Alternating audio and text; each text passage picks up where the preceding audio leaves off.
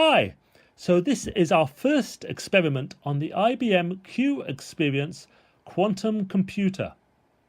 This is going to be an experiment using the X quantum gate. Okay, so as you can see, I've already got the composer window open. I want to start a new experiment, so I'll click on the new button on the top right there.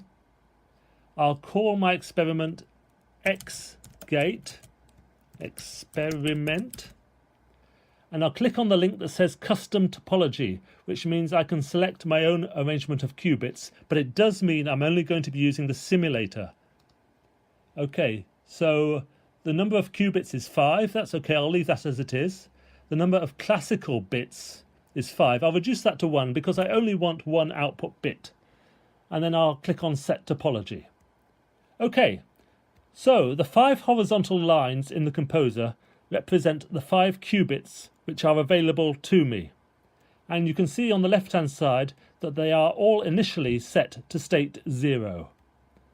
This is a test of the X gate.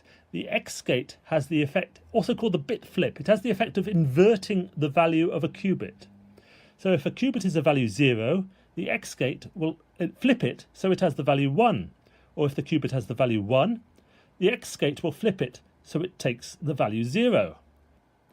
So let's drag this X gate across. All the quantum gates are located on the right hand side of the screen. You can see the X gate is there. Let's drag it across onto our quantum composer on the top line there, and let's drop it there. That's our X gate on the first qubit. Now we would expect this X gate to perform its bit flip operation on the qubit which is state 0. We should then expect it to get flipped to state 1 as it passes through the X gate.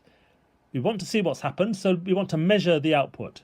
Let's go back to our list of quantum gates on the right hand side here, and you'll see the purple measurement icon. It's got a little dial on it.